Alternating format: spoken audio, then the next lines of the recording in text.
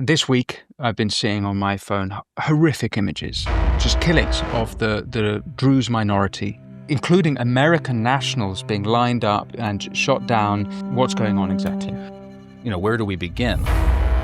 It's much more complex. It's a very mysterious group. There are reports of hundreds, if not thousands, being killed. They bombed the Ministry of Defense headquarters and the presidential palace. That's quite an escalation. Bashar al-Assad's brother, Maher al-Assad, became essentially a drug kingpin. I'd love your analysis of Jolani. We saw Jolani, during the Israel-Iran 12-day war, allow Israel to use... Well, let me just stop you right there. Yes. Frankly, he was a... This is crap. Fake news. Hikmet al-Hijri is a major player in what's been going on in the last 2 months. He will solve the conundrum of Syria. Assad falling was hugely important and significant for Israel and their success. And opened up for Israel a potential new threat. They did not want to be killing themselves. They did not want outside actors to get involved. They didn't want to be governed, ultimately, by a totalitarian dictatorship either. They wanted... Before you hear from Thomas Small, I ask, if you want to support this show, all you have to do is press subscribe. 68% of our regular viewers are not subscribed. If you do that, I can have more phenomenal guests like Thomas Small exploring the issues you want to hear about that the mainstream media don't touch. And if you head over to winstonmarshall.co.uk, not only will you enjoy ad-free viewing and listening, but you'll hear an extended conversation between me and Thomas where he takes some of your questions, some of the questions from our subscribers there. But without further ado, Thomas Small. Thomas, thank you so much for coming to speak with me. Audience will no doubt know you from your wildly popular Conflicted podcast as well as your written work. But this week, I've been seeing on my phone horrific images of just killings of the Druze minority across southern Syria. As we speak, we're just past the 6-month anniversary of Jolani coming to power in Syria. But there's a lot happening in the region, and I was hoping you might help me and our audience understand everything that's going on. I will do my best. That's a tall order, but I will do my best. It's a tall order. But perhaps we can start with the Druze before we kind of pull out to the greater region, because I think our audience will also have seen this, which just looks, including American nationals being lined up and who are Druze and shot down with gleeful Islamists chanting Allah Akbar up at the sky. And it really is sort of a horror show.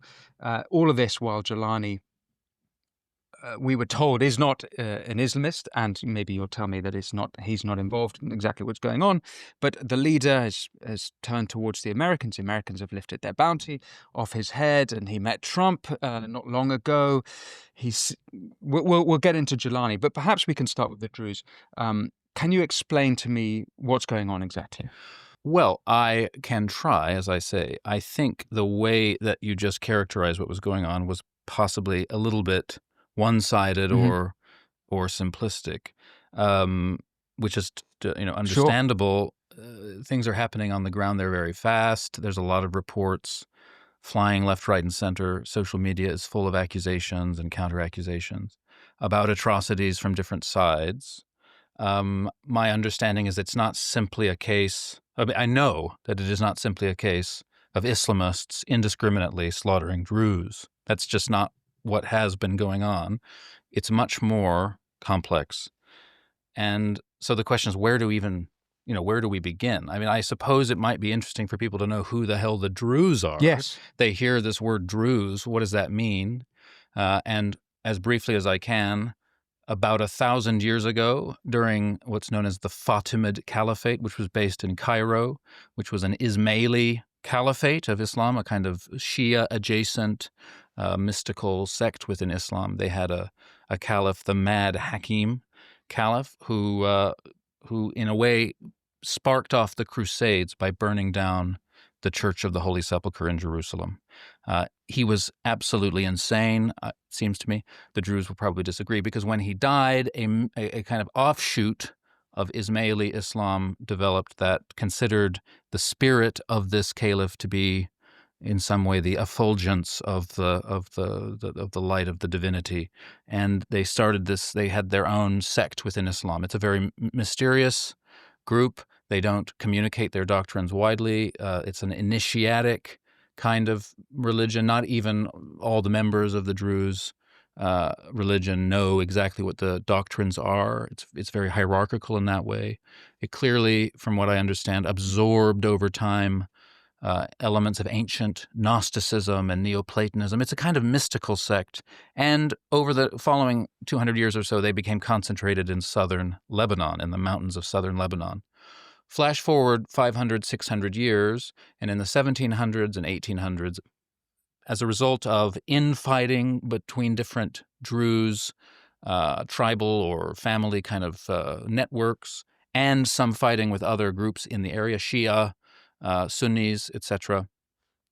Some Druze migrated from southern Lebanon to the mountains, the mountain of southern, the Hauran, the mountains of the southern in southern Syria, in an area that is now called Suwaida, and they built up, a center of Druze life in what would eventually in the 20th century become the modern state of Syria, which they defended, the autonomy of which they always defended with great gusto, particularly against Bedouin tribes that had long been in that area, nomadic Bedouin tribes who would use this land often for grazing their crops seasonally, at which time often there would be conflicts between the Druze who had settled in Suwaida and these Bedouin tribes. This is part of what's been going on in the last few weeks.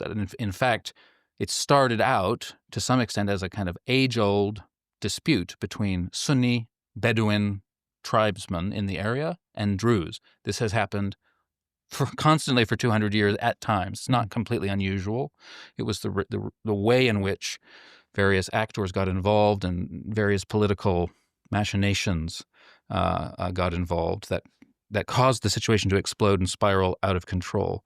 And it seems to me that on balance, there aren't that many good guys there. But from what I understand and what I believe, I do think the current president of Syria is not the bad guy in this story at all.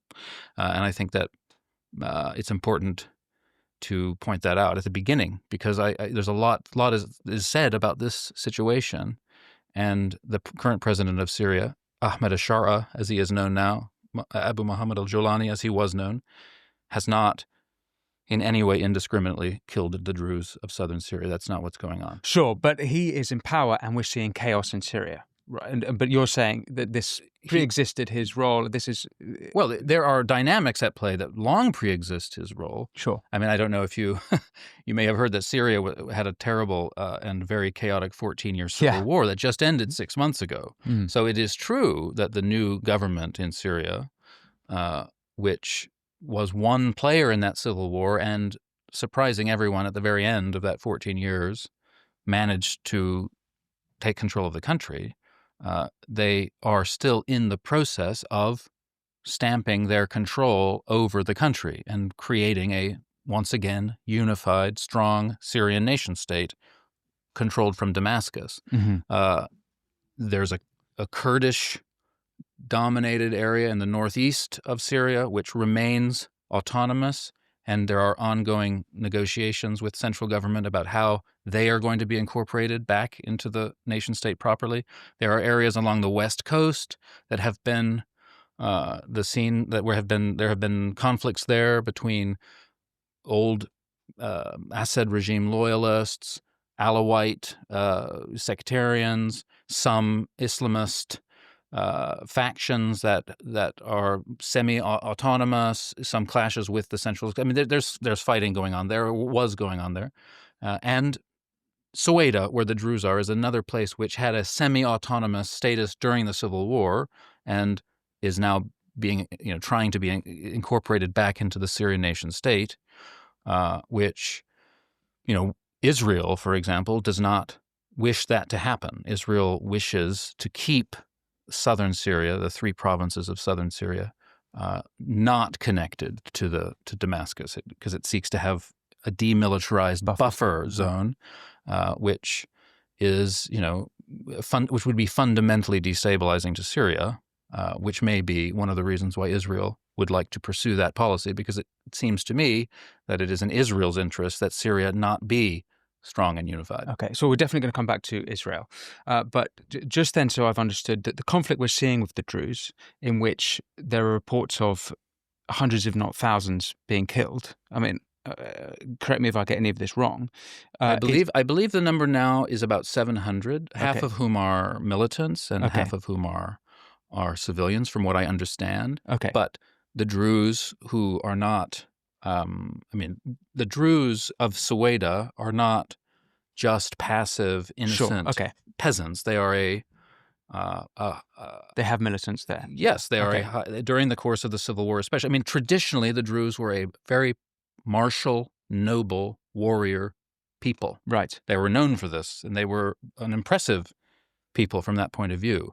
And they had to be to defend their autonomy wherever they were, because they are this small sect, and sometimes they would therefore come into conflict with the majority. So they are a martial people, and during the Civil War, they became particularly, I don't want to say militant in a bad way. I'm not trying to cast aspersion upon them. They're not necessarily bad guys. It's not the point. But arms flowed into Suwaida over the course of the Civil War, arms from central government, from Assad's regime, from Hezbollah to some large extent, because the Druze of Suwaida, for the first half at least of the Civil War, were more on the side of the Assad regime than on the side of the revolution.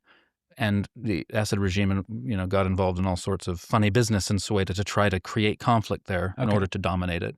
And part of that process was to create militant factions within the Druze community of Suwaida, who spent a lot of the time fighting themselves. But these militant factions, in the last few weeks, have definitely been involved in violence against the Bedouin, the Sunni Bedouin, who they, again, historically sometimes clashed with over grazing grounds and all the traditional Middle Eastern causes of conflict. They attacked the central government forces when they were brought in order to help adjudicate between the clashes between the Bedouin and the Druze, and so on. So it's just not so black and white. Okay, so forgive me if I'm just being slow on this, but then this current conflict between the Bedouins and the Druze it's grazing ground type conflicts. Disputes. My understanding is a few weeks ago it started out that way. Okay. And then in the midst of that conflict, so at the time that happened, I think in early June, anyway, not so long ago, the new Syrian government and the Israeli government were in talks about their relationship going forward. And it was sort of tacitly agreed, Damascus tacitly agreed to a kind of demilitarized zone there for the time being in southern Syria as these negotiations went on. But when the conflict broke out between some Druze militants and the Bedouin, which was, bad, killing was happening, it was chaos, it was unstable, Damascus felt, well, we are the government of Syria, we have to do something because there is open fighting going on inside the country. And they sort of passed this to their Israeli counterpart and saying, look, we're going to send in a force to just help separate these two sides, and Israel, from what I understand, said, okay, we understand that, go for it. Now, they sent in the military, at which point Israel protested and said, we didn't mean military force. I guess they're saying we meant police force. I don't know. It's kind of vague. Israel's policy as regards Syria has been not wholly cooperative from the point of view of helping Syria emerge out of its civil war period and be strong and centralized. So, okay, so the Israelis are not happy that there is a government military in that region because of its proximity to Israel. Well, Suwaida is not that close to. Right, it's a little bit It's like 200 kilometers away from the Israeli border, which is one of the reasons why the idea that there's a buffer, that's a big buffer. It's a huge buffer. So it's a little bit unreasonable, frankly. So why then are the Israelis unhappy? Is it because they are defensive about the Israelis do not want that large swathe of southern Syria to be militarized, i.e. they do not wish that the government in Damascus to have a military presence there. Okay. That is part of that's what they want. That's the policy they have decided to pursue. Okay. Now, there are lots of Druze living in Israel, and the Druze are considered to be very loyal citizens of the Israeli state. They participate in the IDF. And there is, especially I think from what I understand amongst an older generation of Israelis, this strong sense of we must protect the Druze, and that this is informing their response to this conflict to some extent. They are certainly using the prospect of massacres of Druze civilians as an excuse to get involved. And this involvement has been extreme. The IDF they eventually bombed in Damascus. They bombed the Ministry of Defense headquarters and the presidential palace just a few days ago. So that's quite an escalation. They did that ostensibly because the Syrian, army, which was again responding to clashes between Syrian citizens, was going to do something very, very bad in Sueda. The question is that likely to be the case? I don't think so. I think that there's much more going on.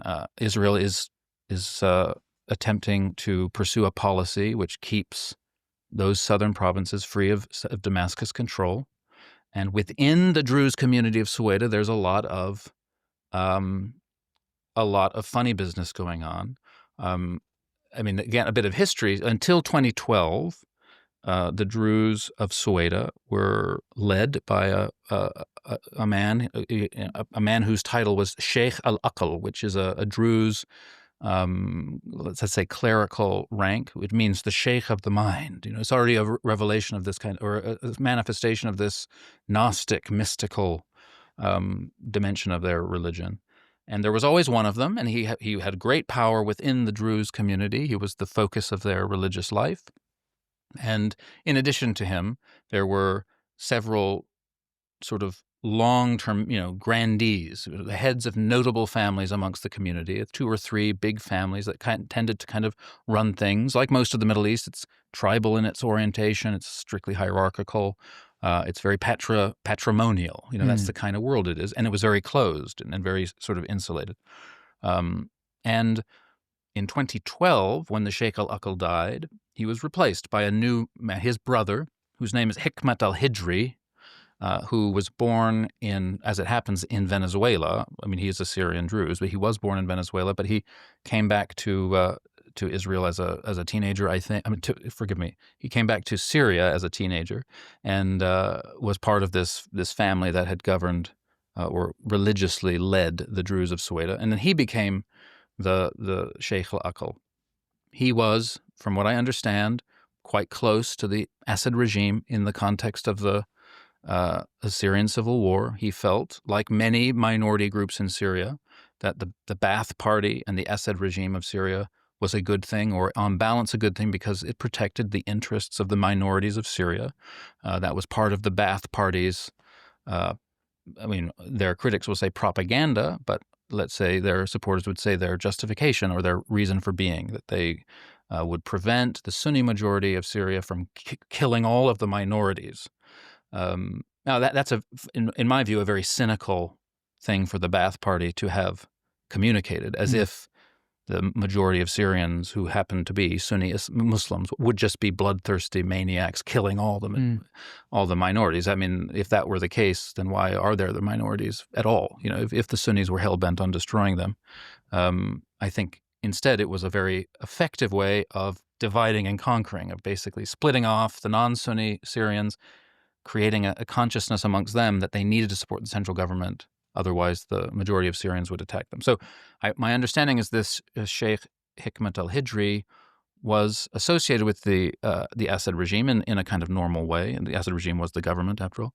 But then immediately after him taking control of, or becoming the Sheikh al-Aql, there was a conflict within the Druze, and 2 other men, notable men, came forward and said, no, we are also Sheikhs al-Aql. So there were 3 mashayikh or Sheikhs al-Aql.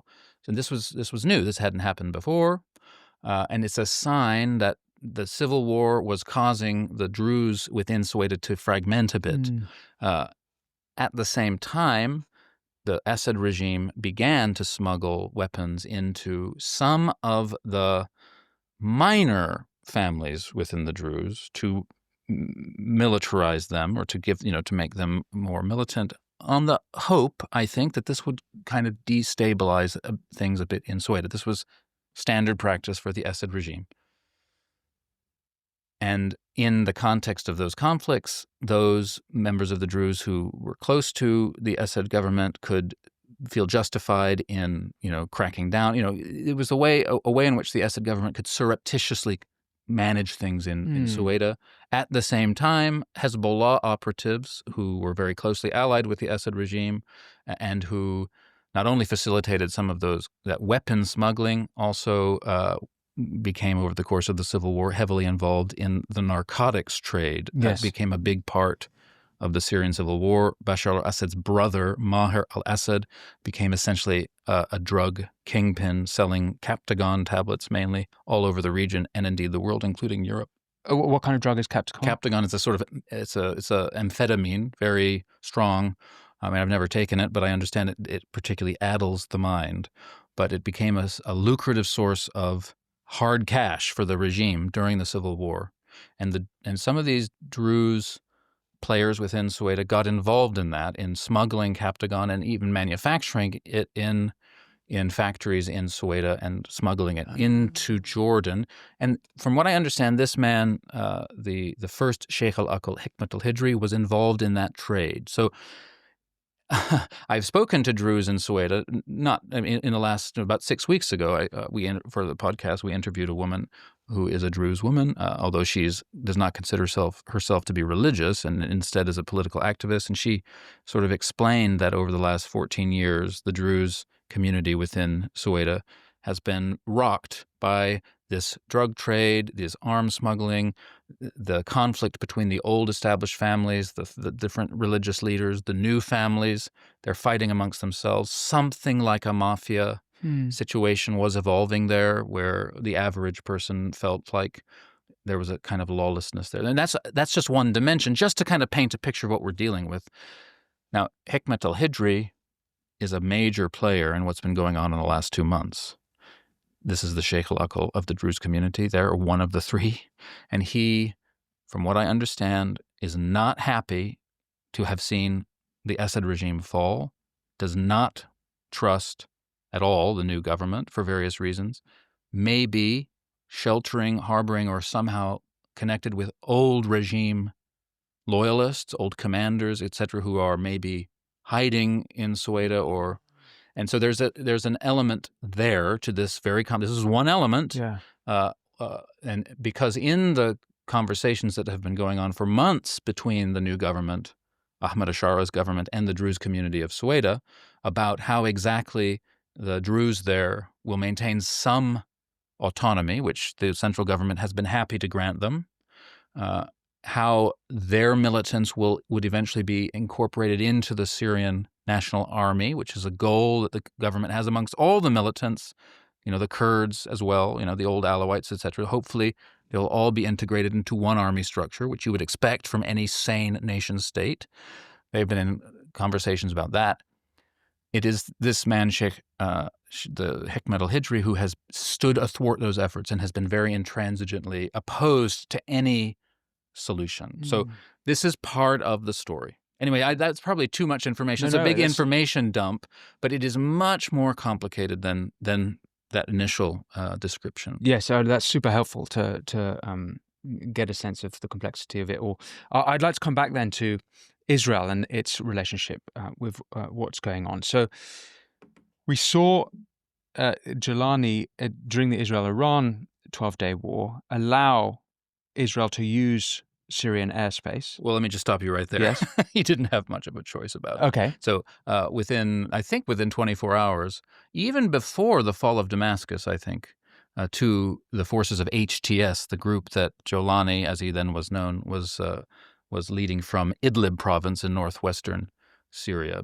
Just, I think, on the eve of the night that Damascus fell, although it must be said, in fact, Damascus fell initially to fighters from the south of Syria. They got there before these northern fighters under Ahmed Ashara's command got there. Some of those were Druze, and that's part of They all were trying to... This is around December 8th. That's right, exactly. Okay. But on that night, I believe, the night of the 7th to the 8th, the Israeli Air Force launched what I believe was its biggest air campaign in its history. And I think over the course of that night destroyed something like 300 Syrian government military installations, sites. The Navy was sunk. The entire Syrian air defense system was taken out in a single night. So whatever remained of the Syrian national military infrastructure was just destroyed. Is this across the country or just across the country? Okay. Across the country. Predominantly in the DM? No, absolutely okay. Across the country. Across the country. Now, at the time, and I think perfectly reasonably from Israel's point of view, they didn't know necessarily who this Jolani guy was, an HTS, and of course they knew, as everyone knew, that he had been a commander in Al-Qaeda, before that a commander in the nascent Islamic State. So, he is a Sunni jihadist, probably, they thought, not a friend of Israel. So it was not in their interests to allow what remained of Syria's military infrastructure to fall into his hands. That's one element. Yeah. I think now that we know what happened during the 12-day war, we can see, and even at the time, it's those of people, analysts who were in the know realize that what Israel was also interested in doing was basically wiping out Syrian air defense, which would allow the Israeli Air Force to make it to Iran to launch attacks there. Iran is, as it happens, too far away from Israel for a warplane to go there, bomb, and come back. Mm-hmm. The warplane needs to be refueled in the air.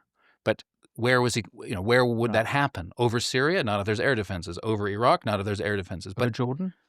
Would Jordan allow it? Maybe, maybe not. Anyway, Jordan may not be ideal for various geographic reasons. I mean, I'm not so sure about that. But what turned out to be the case is that Israel was able to prosecute that extraordinary 12-day air campaign against Iran because there was no Syrian air defense. They had free scope to fly over, hover over, refuel over Syrian airspace completely. There was nothing to stop them.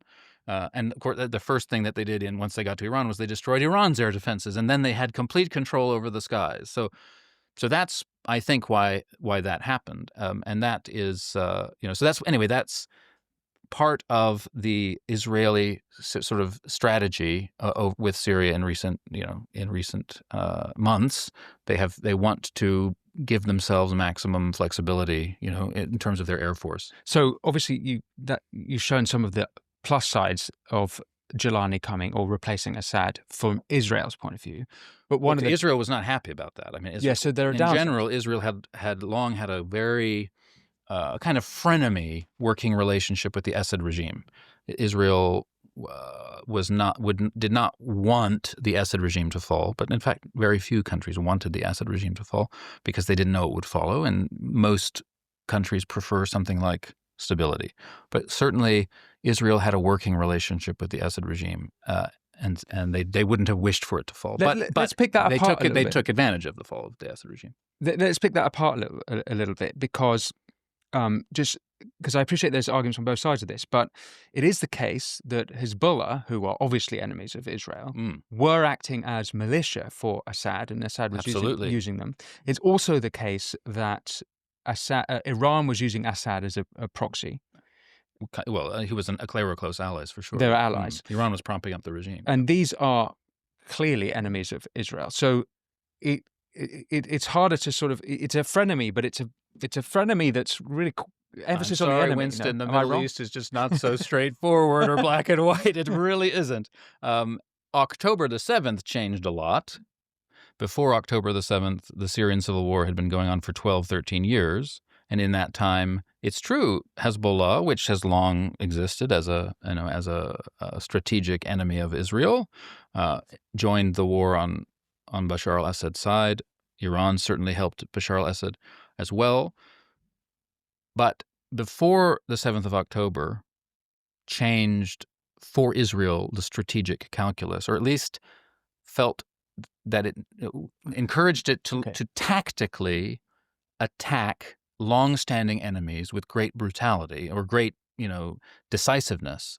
It changed Israel's perspective on the situation. So we saw within 18 months of October 7th, an extraordinary transformation of the near region. Okay. Hezbollah wiped out in the pager attacks, the strategic assassinations. Hamas, degraded to a large extent, obviously at the cost of great Palestinian suffering in Gaza and elsewhere. So Israel changed its strategy, or at least its tactics, immediately after October 7th. And I think Iran was then in its sights. And so, maybe its understanding of Assad's usefulness changed. But because nobody expected the Assad regime to fall to anybody, so they didn't. It really was like a surprising lightning strike when HTS moved out of Idlib. And at that time, I think Israel must have just, very quickly taken advantage of the changing situation. So just to complicate, I'm sure that analysis is right, but well, I don't know. I hope so. But it's also the case that I in preparation for this, I found that the Sunday Times did an interview with Gadi Eisenkot back in 2019, who's the chief of staff of the IDF, and he admitted that Israel had been providing weaponry to Syrian rebel groups. Now, this, I guess, fits the narrative of the frenemies, and so that Assad not. So that's right. So yeah. When the Syrian civil war started, when the Arab Spring in Syria, which started in February and March 2011, devolved into civil war proper within that year. So by 2012, it was a civil war, army factions fighting each other, and Hezbollah coming in on the side of the Assad regime. Israel took a strategic. Basically, it said, what we need to protect ourselves from Hezbollah. Mm-hmm. Hezbollah is involved in the civil war. They're now operating freely around southern Syria, southern Damascus especially, where there were lots of regime opposition forces that were hemmed into a neighborhood in the South Damascus, and Hezbollah was, lay siege to them. And that's not so terrifically far from Israel. But in general, Israel thought, well, Hezbollah is on the move. Hezbollah is operating in this area. We need to do what we can to defend ourselves from Hezbollah. That's in the Israeli mind. And so, yes, it's true that they did supply weapons to opposition forces in southern Syria at that point. It's part of its logic of creating a buffer. We're going to create a buffer. In this case, a buffer of armed rebels to the Assad regime in order so that they can fight Hezbollah, because they don't know what Hezbollah is going to do. Is Hezbollah going to start attacking northern Israel? Maybe, probably. So that was, I think, in their mind.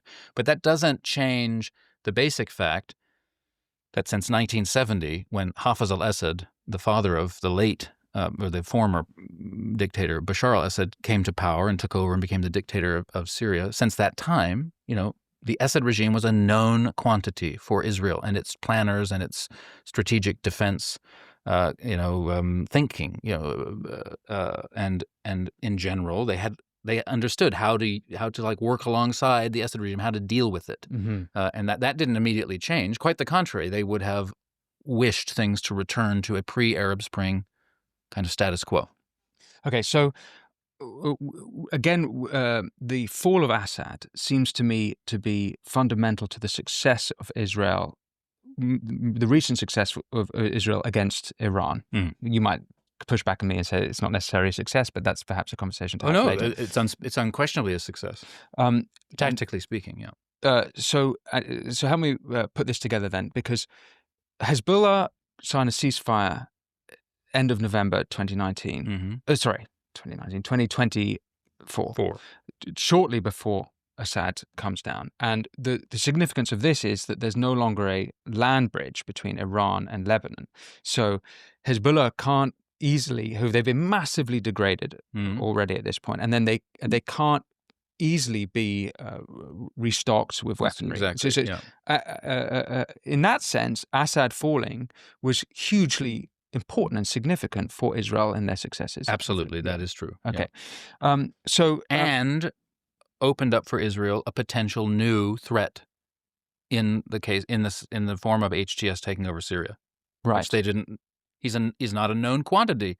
has Syria just gone from being a totalitarian Ba'athist dictatorship allied with Iran, who want to kill us? This is the Israeli mind, only to fall to a insane jihadist Sunni Islamist group that want to kill us. So apples or oranges. Maybe they would have. I think on balance they would have preferred the devil they know to stay in power. I think on balance, but given that the devil they knew was kicked out of town and put on a flight back to Moscow or to Moscow, they took advantage of that situation, and they pivoted very quickly from a strictly tactical point of view, brilliantly, by taking out Syrian air defenses and then using it 6 months later to their advantage by prosecuting the 12-day war in Iran.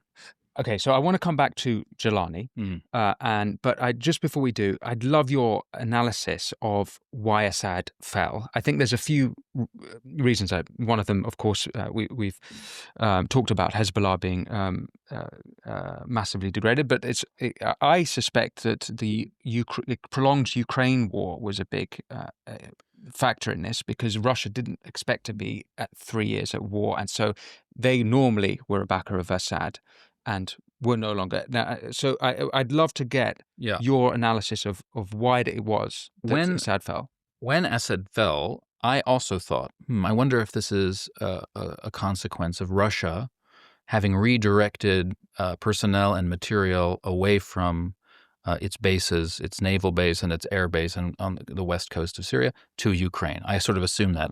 But I did some kind of research and spoke to some people, and they said that's not really the case. There was not much evidence of that having happened. A little bit, but not enough. So something else happened, because it wasn't just Russia that didn't come to Bashar al-Assad's aid. Iran didn't come to his aid either. It's true Hezbollah had been very much degraded by Israel in August and September before the fall, but Iran still existed. Iran could have done something. Iraq remains very easy for Iran to move through. So why didn't even Iran do very much to prop up the Bashar al-Assad regime? Yeah. And for that, I think you have to think about what happened over the couple of years before the fall of Assad and what Assad was doing, because starting in 2019, starting in a bigger way in 2022, 2023, the region, by which I mean all the players in the region, but specifically Turkey on the one hand and the GCC on the other hand. So that's Saudi, the Emirates, Qatar, etc. They decided that the Syrian civil war had gone on long enough. It had basically reached something like a stalemate. It seemed quite unlikely that Bashar al-Assad would fall. So they decided that, with America's sort of encouragement, that it's time to bring Bashar al-Assad back in from the cold, and see about sorting Syria out, So overtures were made to Bashar al-Assad, who started to engage in discussions with Turkey on the one hand, and very much the GCC, especially Saudi Arabia. What sort of period is this happening then? Starting in I believe the Emirates reopened its embassy in Damascus in 2018, so as early as that. Okay.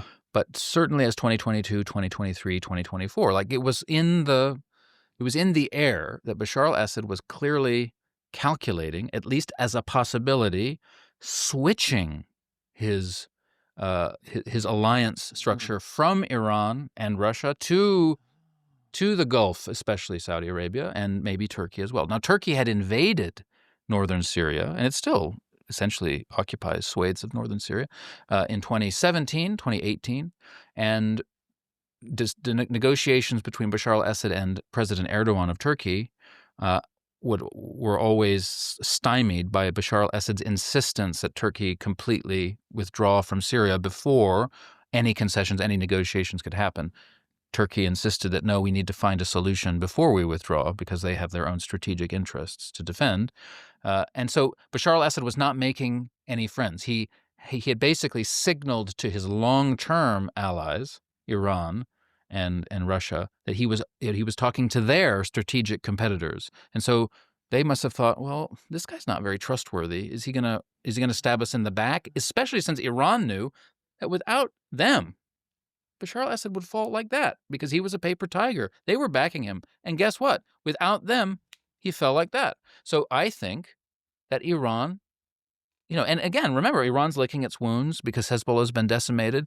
Its relationship, such as it was with Hamas, is under great strain. Yeah. Israel is assassinating members of Hamas inside Tehran.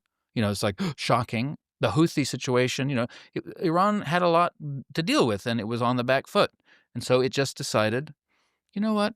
Bashar al-Assad is not worth it because he's not trustworthy. He's been talking to our other strategic competitors. So I think that played a big role in his very rapid fall. Was to he should have. Well, there's about a million things going on. Yeah, here, no, so it's fun.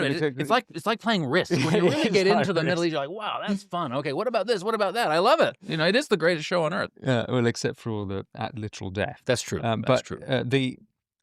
His mistake then was either he shouldn't have had those conversations with the other Arab nations of a different allegiance, or he should have made further. He should have gone further with his relations with the Emiratis and the Saudis. And I mean, maybe Bashar al-Assad should have been a much better human being. Right, because frankly, he was a horrible human being. And in addition to being, as it turns out, a sort of psychopathic murderer, or certainly overseeing a regime of tremendous psychopathy, he was not a trustworthy human being. He was not a good person.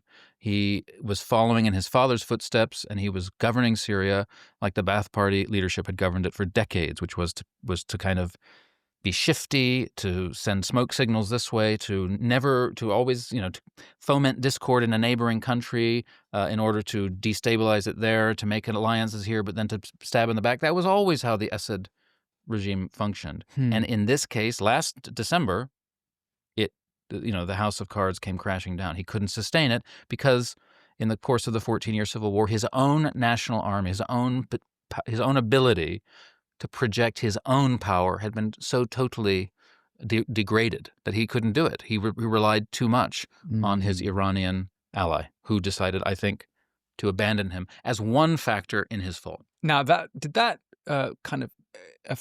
that a mistake from Iran's point of view for themselves? Possibly. I mean, maybe Iran also realized we just can't. We don't, Hezbollah is,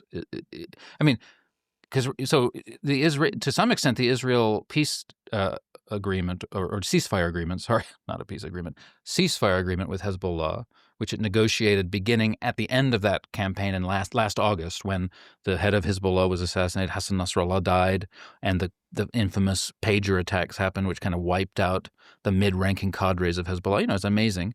And Israel began to a bombing campaign within southern Lebanon, destroying lots of Hezbollah's armament. So Hezbollah was seriously weakened, but the ceasefire agreement that Israel signed with Hezbollah did not include Hezbollah units in Syria. This was a clear stipulation that Israel agreed, we're not going to attack you. I mean, even that ceasefire agreement was pretty, as often these ceasefire agreements are pretty easily broken. But in theory, they said, look, we're not going to attack you for a while in southern Lebanon, but in Syria we'll attack you, which made Hezbollah think twice before going in to defend Assad when the HTS campaign began.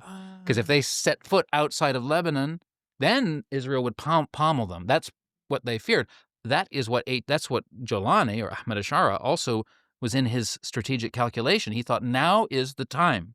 Hezbollah is not just weakened by its having been degraded, it is also just handcuffed itself. It's kind of put itself in a situation where if it moves into Syria, it'll be pommeled by the IDF or by the Air Force. So that's another factor in the fall. That's so crucial. Okay, wow. So Jolani then. I'd love your analysis of Jolani. Okay. I find it very hard to form a strong opinion, given his background of HTS, which emerged as a merger of all the Islamist groups back in, I think, 2017. Mm-hmm.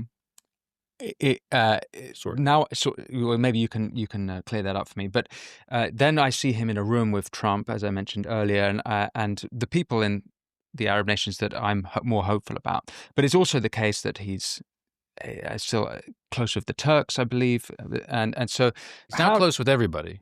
I mean, he is not. He has been accepted by everyone that matters as a person in Damascus that they are willing to do business with. and that they are willing to place their hope in that he will solve the conundrum of Syria, but to create or recreate a strong centralized nation state there. I mean, the Gulf has accepted him. The United States has accepted him. And tacitly, even Israel has accepted him. I mean, as I said, they have been in talks. So he is established. He has survived, I think, 3 assassination attempts since coming to power. Now, these were launched at him by Islamists in Syria who are very disgruntled by the moderation that he has undergone over the last several years. He no longer is an advocate of global jihadism. He's not even an advocate of jihadism, at all. I mean, so he was no longer an advocate of global jihadism. That was a decision made some years back when he focused more on Syria. On Syria, yeah. Okay. But at some point, and I think, from what I've understood, from what I've read, from people I've talked to, I think this decision happened a long time ago, possibly as long ago as when he was in prison in Iraq, imprisoned by the Americans. I have heard it said that while he was in prison, he read voraciously. Apparently, the librarian of the American librarian in the prison, and he formed quite a good relationship. I think it's possible, as early as that, realized that this global jihadism, this jihadism thing, wasn't all that it, wasn't worth all that much, wasn't so successful. And I think as he grew and fought more, and what he decided that he wanted to do was conquer Syria and become the ruler of Syria for Syria. And given how momentous a task that is, the idea of even thinking about your neighbors, let alone exactly. global jihad, he's a Syrian. I think he understood himself to be both a Syrian patriot and a Sunni Muslim who believed, as a part of his belief system, that the most just solution to a new Syria is a Sunni, kind of Muslim-ish nation state for Syria, like many nation states in the region, like the Gulf states and etc. So I think that's what he. So he's being pragmatic in his ambitions, sort of. I think so. It seems to me that he has. He managed over the course of several years in Idlib province, where he'd been sort of forced by the Assad regime and Iranian agents and Hezbollah into this one province. And while he was there, he managed to create a government. It was called the Salvation Government. He managed to forge kind of alliances with other Islamist actors who before had been at daggers drawn.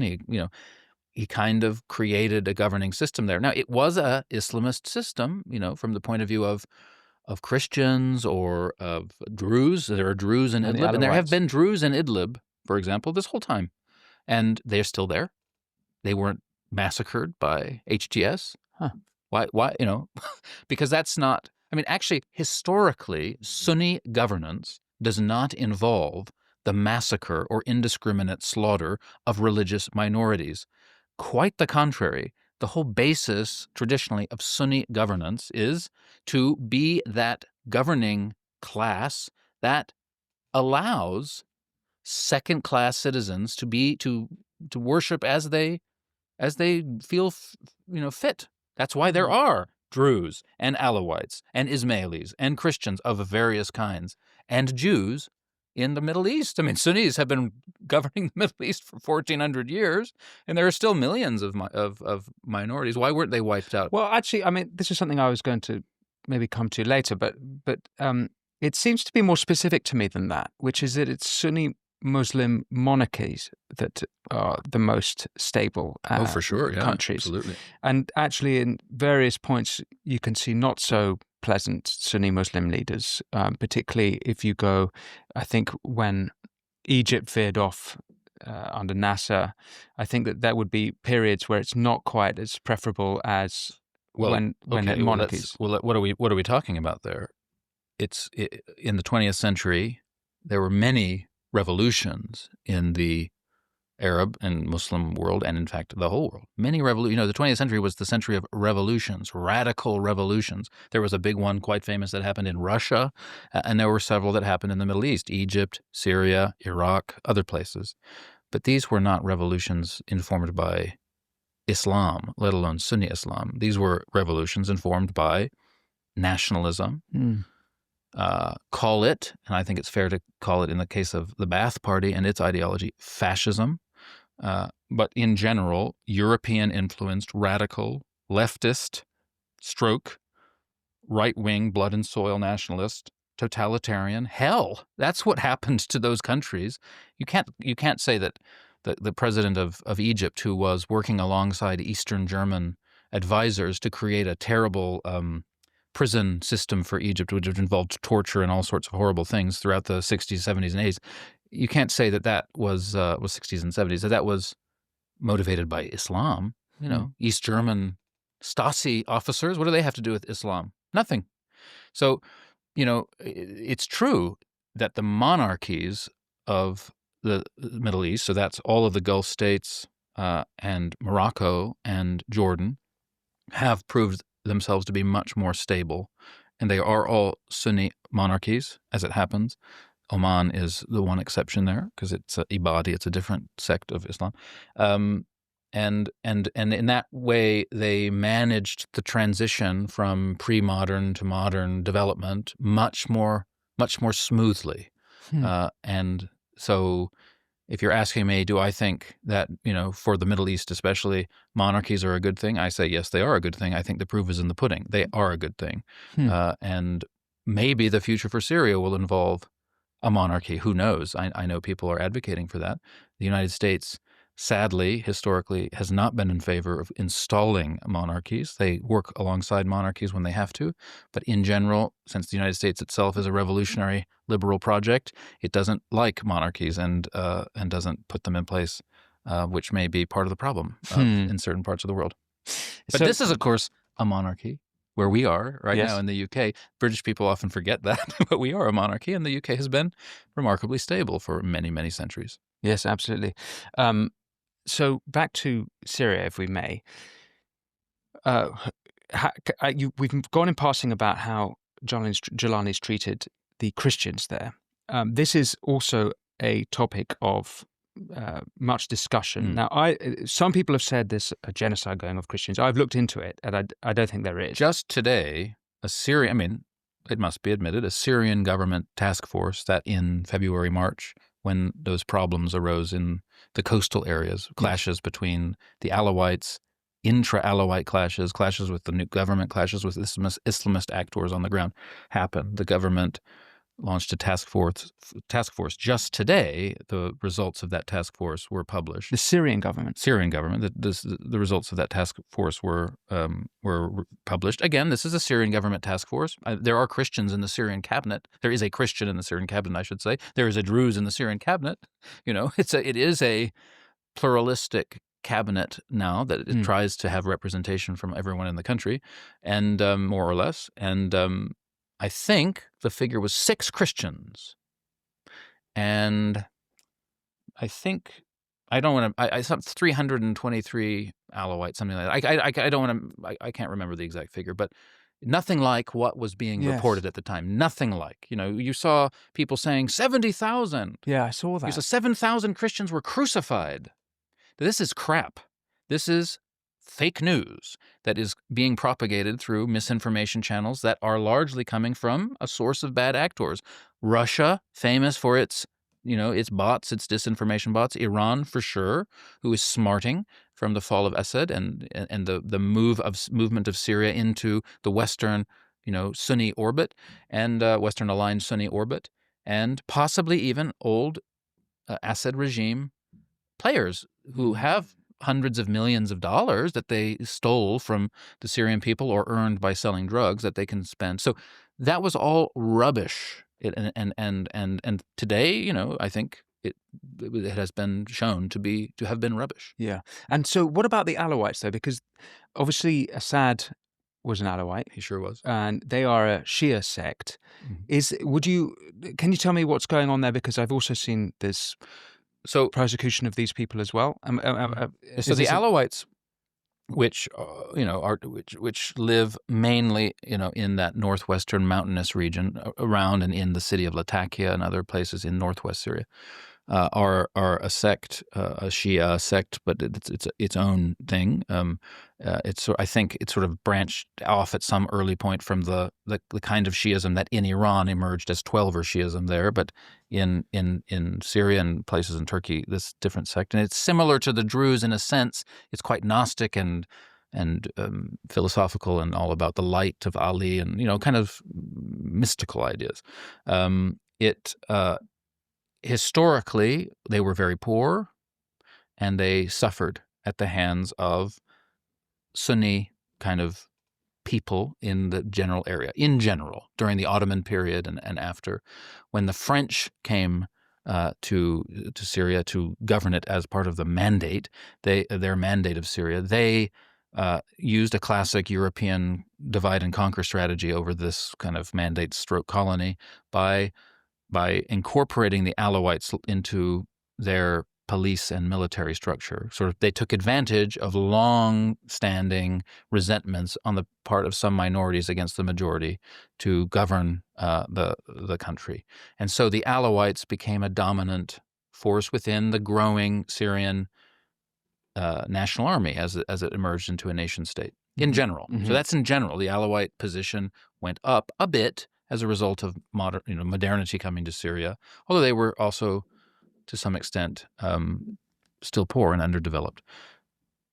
Hafez al-Assad, Bashar al-Assad's father, was an Alawite, and when he took over the country in 1971, he definitely created a system in which the Alawites were overrepresented in positions of power, but not solely. We don't, and certainly not all Alawites. I don't mean at all to tar and feather Alawites in general, but it's true that the Assad regime was Alawite dominated, and to some extent minority dominated as well, because that's how that regime functioned. How are you going to dominate? 80% of Syria are Sunnis, so that's a lot. And by empowering minorities, it was a way of managing the country. But again, this can be exaggerated. It just was part of the general strategy. So since the fall of Assad, the Alawites in northwestern Syria have certainly suffered attacks at the hands of Islamist actors, Sunni Islamist actors, who the central government have struggled in some cases to control. Some people allege that that's intentional. I don't see much evidence for that, really. I don't think it is in Ahmed Ashara's interest to allow marauding bands of Islamist stragglers from the civil war period to continue to wreak havoc. And in fact, the Syrian army and police services are, doing what they can. But, it's still a post-Civil War situation. The government doesn't have full control. But more importantly, there are places within northwest Syria, Alawite-dominated places, where old regime loyalists were living and were hell-bent on sowing and creating discord to undermine the new government's chances for success. And that was part of what happened in February and March, and caused conflict, and the Syrian government got involved. But then at one point there was a kind of a cry went out amongst the Sunni tribesmen of Syria, and Syria is a tribal society, just like all of the Middle East is a tribal society. And at one point a call went out and the tribes were activated, and a lot of them were heading towards the northwest, I think hell-bent on causing some tremendous damage to the Alawites there. And the central government prevented that. So I think, on balance, the central government is trying to create a stable, normal-ish nation-state in Syria, and there are all sorts of obstacles to that, including like long-festering sectarian and antipathy between different groups, including the presence of foreign Islamists in the country, including pockets of ISIS that still are in the desert, including members who may have been allied to Jolani or Ahmed Ashara at some point, but then decided to betray him because he was too moderate, including Kurds who have their own structure and want to maintain their autonomy, including Turkey, who still is basically controlling swathes of the north, et cetera, et cetera. And Israel, who does not want the Syrian state to have military presence in the south. So there's all sorts of obstacles in the way. But I think, on balance, the new government is trying to overcome them. So the picture you're painting is actually quite positive about the new government. And it's also kind of what I'm getting is that all of these conflicts that are happening, it's quite nebulous exactly how it starts. It's hard to kind of pinpoint exactly, but bots and negative actors or actors trying to cause up trouble or trying to deliberately paint a picture to create further discourse, create more chaos. So, but are you then quite optimistic about the direction you're seeing from the new government? I mean, in general, I'm a kind of optimistic person. The recent events in southern Syria have damaged my optimism. I don't believe that Israel is being helpful at all. And, I say that as someone who isn't just an instinctive knee-jerk anti-Israel person. I'm not particularly pro-Israel. I don't feel like really pro-anybody. And this is specifically what they're doing since this new Druze conflict, or are you going back to the beginning of Jolani's term? No, specifically the last few days. The Israeli Air Force bombed the Syrian Ministry of Defense and the presidential palace. That's a terrible that's a tremendous escalation. And how are they...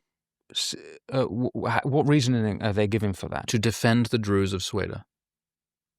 That's what they say. Now, as a result, here's something that happened. So this is from what I understand. So there are about 15,000 Sunni Bedouin who live in the Sweden area. Not a whole lot, but, they have lived there. I think they have lived there for longer than the Druze have lived there, although the Druze have lived there for 300 years. There was fighting between them.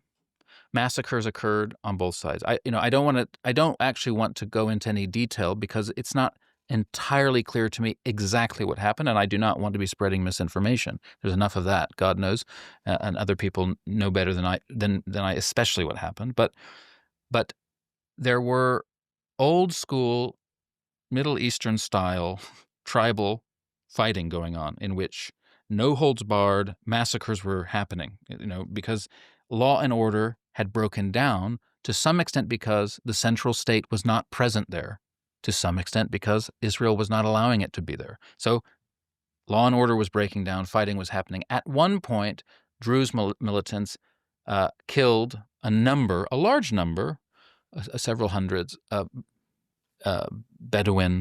Sunni Bedouin civilians, including sort of taking their women and children. Like, this is classic. You think, wow, what century are we in? That's happening. And another call went out amongst the Sunni Arab tribes of Syria. Now, that's a lot of people. 80% of Syria are Sunni, and a lot of those people are integrated into tribal structures. Mm-hmm. And the Sunni tribes are not activated often, but when they are, they answer the call. And they were, by this point, hell-bent on going into Sweden and cleaning house. It is true. Now, this absolutely feeds into the idea that the Sunni Islamist groups are going to wipe out the minorities. It's a great tragedy that happened. In the eyes of these Sunni Arab tribesmen, though, that's not what they were doing. They weren't being animated by some kind of Islamist hatred of minorities in general. They were responding to a tribal sense of justice, like, our tribe have been attacked.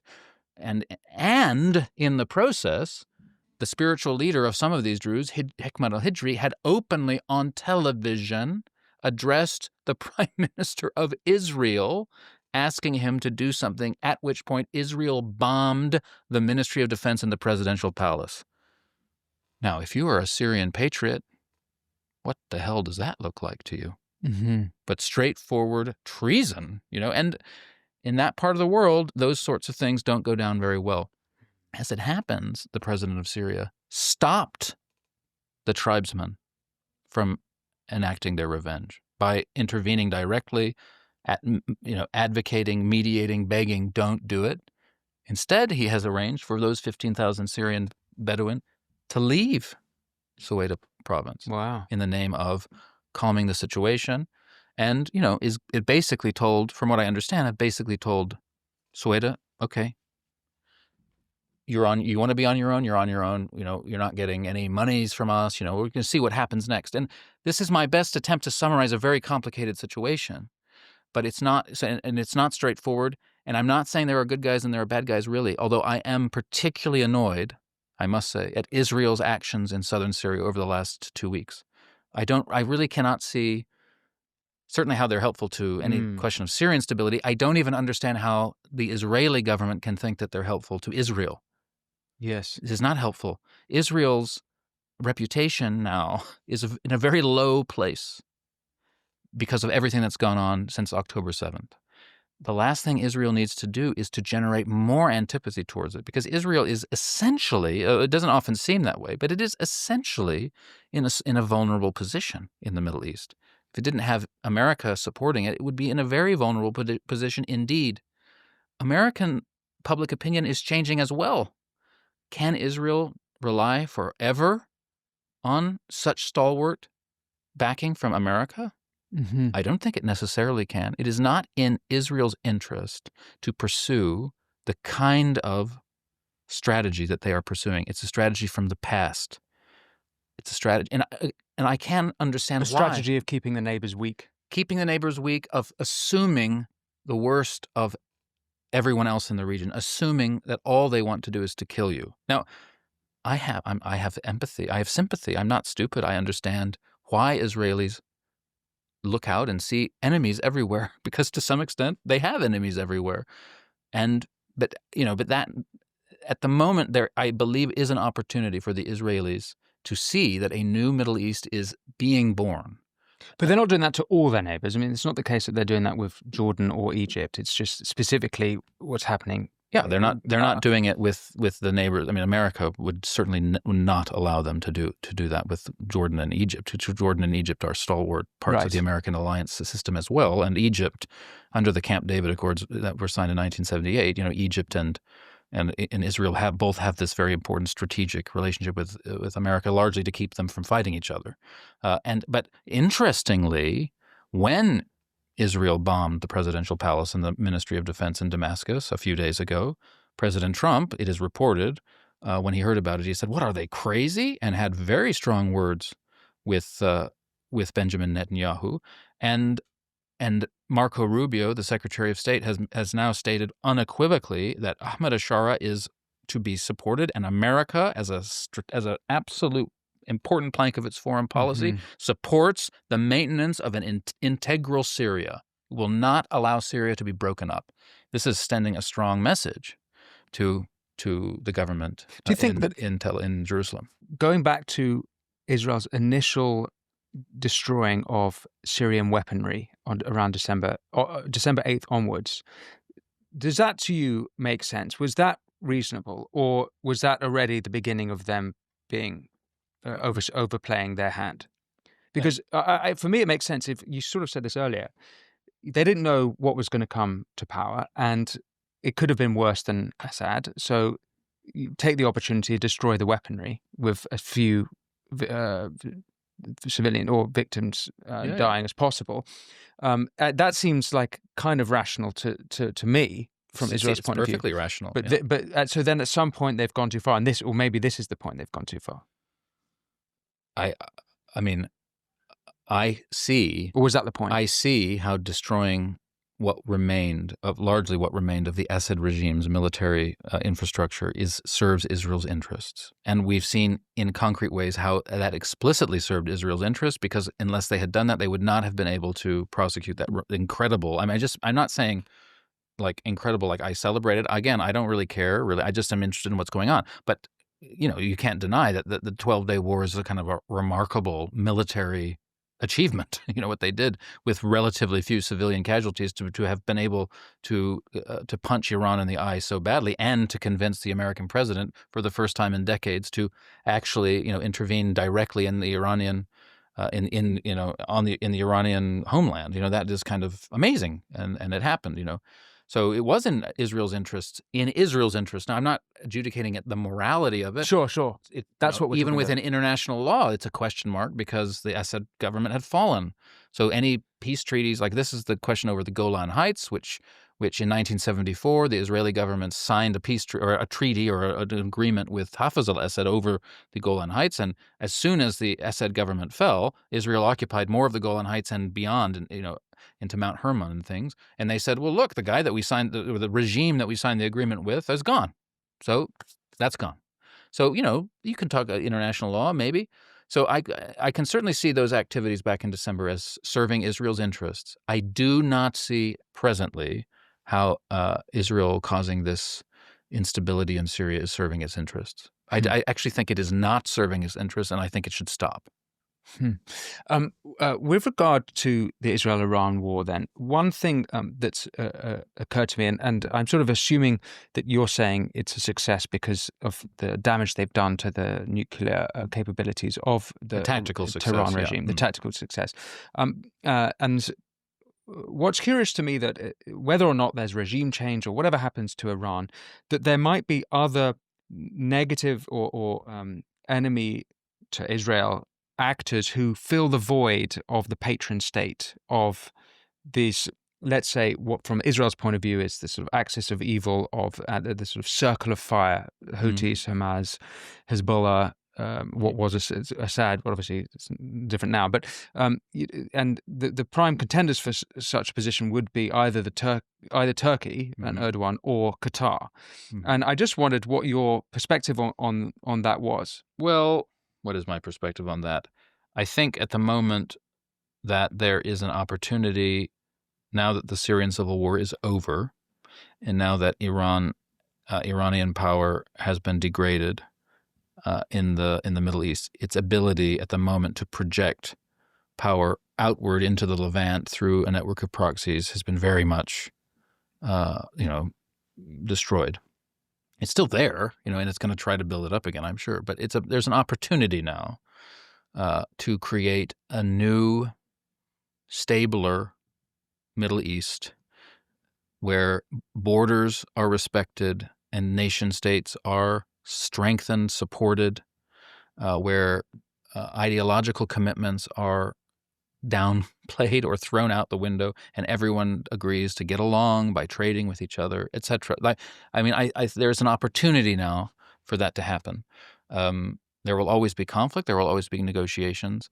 I don't think at the moment, that there's any realistic prospect of Turkey, certainly not Qatar, being some existential threat to Israel. That doesn't strike me as likely at all. It's not necessarily that they're an existential threat, but it is the case that they have supported these groups. And if I take it correctly, that Iran is or has been the primary patron state, the head of the snake, the head of the octopus, as the Israelis like to see it, and if that head is severed, then these anti-Israel nations in the region might fill the void. That's kind of what I'm But what are those at. anti-Israel nations? Nations. Which ones? Well, Qatar. Is Qatar anti-Israel, in fact? Well, I think that if you take the fact that they were hosting Hamas and Qatar, I know they've got an American base. It's complicated. I know they've just given... Isn't it just? Yeah. So is it so straightforward that Qatar is anti-Israel? But they're not anti-Israel, are they? Qatar and Benjamin Netanyahu had a very close relationship when Netanyahu was working with Qatar directly to make sure that the monies that Qatar was paying to Hamas got to Hamas. Qatar has played that role. It's a facilitating role. When the money, it was money for humanitarian causes, right? Right, okay. But I'm still, okay, what's your take on Qatar? Do you think that they are a nation that America should trust? I mean, with this gift, is it a nation... America should trust. The largest military base in the world is an American base in Qatar, and it's been there for 20 years. So I think they probably should keep trusting Qatar. I mean, Qatar has been very useful to America. Qatar plays a very strange role in the region, and I wish, Winston, I could say it was easy, but it's just not straightforward at all. It's strange, and there's lots of mirages and mirrors and smoke, and it's confusing. What does Qatar think about stuff? I don't know. Al Jazeera, which is a Qatar satellite news channel, broadcasts in English, broadcasts in Arabic. Historically, it's English broadcast. You might be listening to The Guardian's broadcast. it's Arabic broadcast. You might be listening to the Muslim Brotherhood's broadcast. It's confusing. They're completely different sort of editorial lines. One appealing to light Islamist sentiments in the Middle East, in the Arab world. The other appealing to metropolitan liberal left sentiments in the Western world. This has served Qatar handily. It has, to the West, it seems like a very progressive and enlightened place. To the Middle East, it seems like a very Muslim and very pious place. This is great. Its power has increased. Its ability to be a mediator in various disputes has gone up, and various nations take advantage of that. During the Arab Spring era, it definitely went whole hog and backed Islamist militants in Libya, in Syria, and other places. And that got the backup of primarily the Emirates, who is very anti-Islamist in its policy. It has no, allows no inch to Islamists, and Saudi Arabia, which always before had been kind of one foot in, one foot out. Because Saudi Arabia is like the big brother. It's so big and important, and the king there is the custodian of the two holy mosques. And to some extent, I think Qatar's behavior is it's just kind of like the little sheikhdom that would, it's just kind of trying to be bigger in it, because it was historically like the lowest and considered to be quite low down the status chain of the Gulf. So it's got itself big, and I think that's part of what informs its rise. But America trusts Qatar, and I know a lot of people criticize Qatar. People that I trust criticize Qatar as part of that more guardian, liberal left part of its international policy. Qatari money funds a lot of think tanks. It funds a lot of university departments in the West. A lot of these departments are the departments that pursue a kind of post-colonial leftist sort of deconstructionist worldview amongst the humanities, which people find to be certainly people on the right of center find to be at best annoying, at worst positively malicious. So they see ulterior motives there, like Qatar is trying to bring down the West. Maybe I don't know, but it's a player. It's powerful. It's there to stay. So obviously we could talk endlessly about the Middle East, but I did invite you to because I wanted to understand Syria better. And there's one last topic or issue on Syria that I wanted to pick your brain on, which is Syrian migrants. Okay. Because there were something like 1 million Syrian migrants to Europe. I think 500,000 to Germany alone. I might be getting those. I actually don't know those figures exactly, right, okay. But I can believe that for sure. I have got them here. So it's actually 1 to 1.3 million Syrians moved to Europe as refugees since the start of the Syrian civil war in 2011. And obviously many more around the borders of Syria, Jordan, and and within Syria, Syria, displaced people. Yes. So I'm curious then about those who have been displaced. Presumably, those who are in Europe and elsewhere who actually left the nation are because they were at threat from Assad.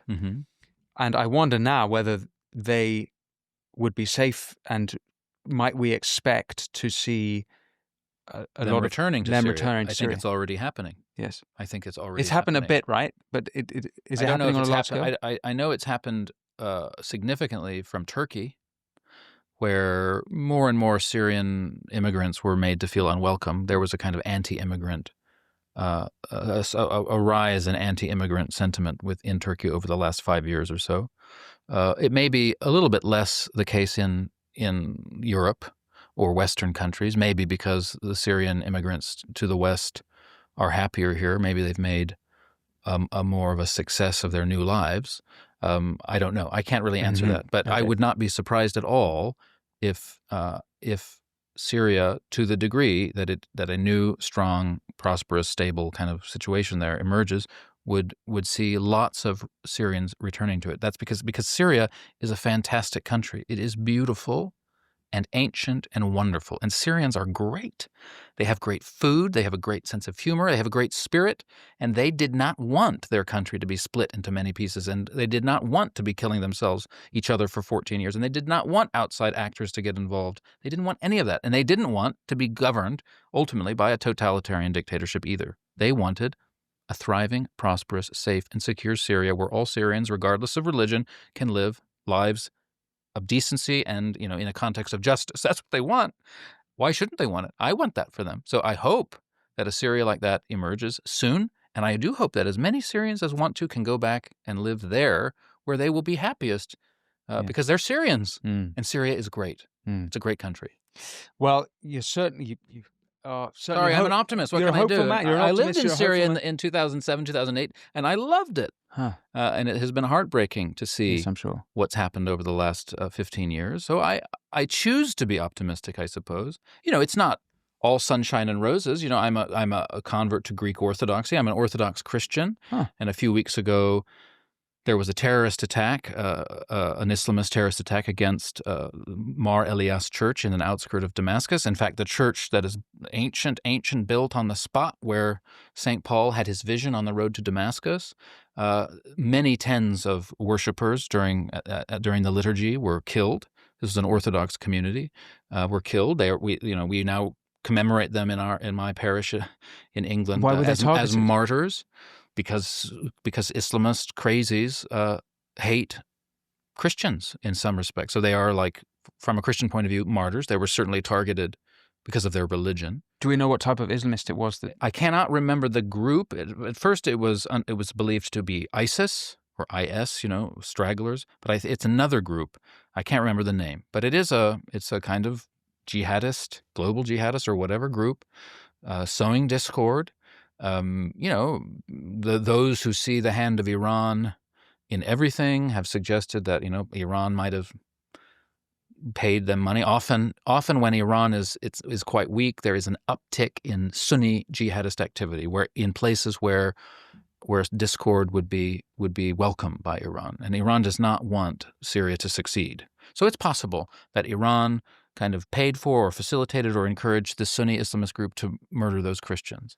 And so that's very sad. And that sort of stuff, it's not happening a lot. It happened, but it did happen, and it's sad. And, as I say in my parish here, we commemorate them as martyrs, and we all, we pray every Sunday for peace in the Middle East, which is, I think, worth pursuing. And all the main actors should be pursuing that. And, as I say, at the moment, I'm particularly annoyed with Israel's actions in southern Syria. They're not helpful.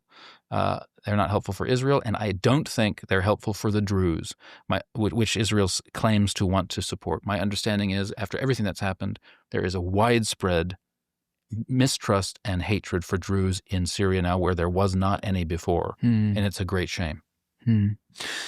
Thomas, it's been a great pleasure speaking with you. I feel thank you, Winston. Infinitely enlightened. Thank you so much. My pleasure. You've brought clarity onto a region that it's from this side of the world it's dim and blurry. We've had enough ideologically charged politics everywhere, but certainly in the Middle East, and we need to just return to the ground and, with 2 feet on the ground, support whatever efforts there are anywhere for ordinary, strong, stable governments grounded in the nation state and in basic patriotic, patriotism, civic virtue, etc. Like, that's what we need to be supporting. We do not need to be swayed by either religious or secular, extreme ideological views. If to the extent that we can take those goggles off and just see things as they are, I think that would be better. And there are grounds for optimism in that, I hope. Is there anything you'd like to bring attention to viewers and listeners before we move over to the Substack for some Substack questions? Well, I definitely want to bring up to viewers and listeners my podcast, which is called Conflicted, where I, with my co-host Ayman Dean, who is a Saudi, who as a young man joined Al-Qaeda, then got wise, left Al-Qaeda, joined MI6, became a double agent working inside Al-Qaeda, and has all sorts of amazing insights and personal stories to share about the recent history of the Middle East. We cover the history of the Middle East. We cover current events. We cover deep history. We cover cultural, ideological, philosophical trends. We try to cover it all. It's a great podcast.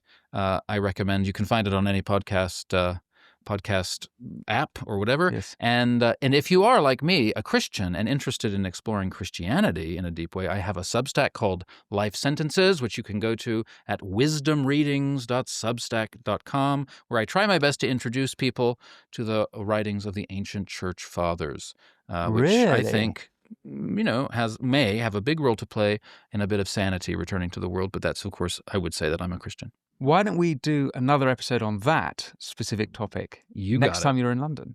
You're welcome. Absolutely. I'd love to. I don't even like talking about the Middle East, but I love talking about the church fathers. Well, I would love to do that. Great. I'd like that too. Great. Well, let's head over to the Substack page. Got a couple of questions from some of our Substack viewers and readers. The first, which I like very much, is from a Tom Bolt, who asks, oh my Lord. A C.S. Christian McGrath asks about the distinct nations in the Middle East. The process which lasted centuries whereby Europe became a consortium of more or less established nation states was extremely violent and bloody. That's my view. So, yes. We can't go back and change history. We're stuck with what we have. Let's double down on it and support it and make strong nation states in the Middle East. Thank you for watching the Winston Marshall Show with Thomas Small. If you head over to winstonmarshall.co.uk now, our Substack, you will hear Thomas's answers to your questions. Not only that, you'll get ad-free viewing and exclusive content. But if you want to support this show, all you have to do is press subscribe. If you do that, I can have more phenomenal guests like Thomas exploring the issues you want to hear about that the mainstream media won't touch. But until next time, be well.